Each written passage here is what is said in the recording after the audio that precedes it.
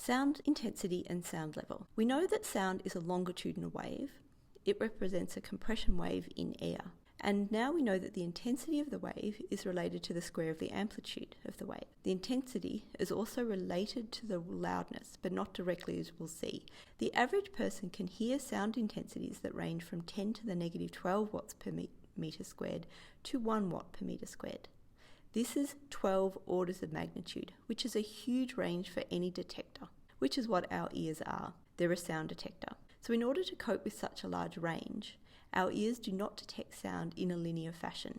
What this means is that a noise with an intensity 10 times that of another noise does not sound 10 times as loud. In fact, it sounds just a little bit louder. Therefore, in order to better capture the human experience of loudness, we use a scale that better fits with how humans hear sound. We use a logarithmic scale. The decibel scale is the ratio of intensities with the reference intensity fixed at the threshold of human hearing. This is often written as I0 and equals 1 by 10 to the negative 12 watts per meter squared. The sound level in decibels is called the intensity level, IL, or sometimes denoted by beta. So the intensity level, beta, equals 10 times the log of the ratio, the intensity, over the reference intensity. The factor of 10 multiplying the logarithm makes it decibels instead of just bells. Bells were named after Alexander Graham Bell, the person who invented the telephone. The factor of 10 is included because about 1 decibel is the just noticeable difference in sound intensity for the normal human ear. So the decibels provide a relative measure of sound intensity. The unit is based on powers of 10 to give a manageable range of numbers to encompass the wide range of human hearing response.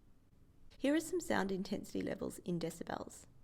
So the threshold of hearing at 1000 Hertz is defined as 0 decibels. Normal conversation, it's around 60 decibels, going up to the threshold of pain at 120 decibels, and the bursting of the eardrums at 140 decibels. If we add some intensities in brackets here, you can see these scale to the power of 10. Now let's compare the sound intensities. So how do the sound intensities and the decibels compare? What happens if we double the sound intensity? What happens to the decibel level? Let's find out. If we compare two sounds, we can relate their intensity levels, beta 1 and beta 2, with their respective intensities I1 and I2. So let's write down the relationship for decibels. So now if we want to subtract one intensity level from another intensity level, beta 1 minus beta 2, we have equals 10 log I1 on I0 minus 10 log I2 on I0. Now, if we use the log rule, we can see that we end up with 10 log I1 on I2.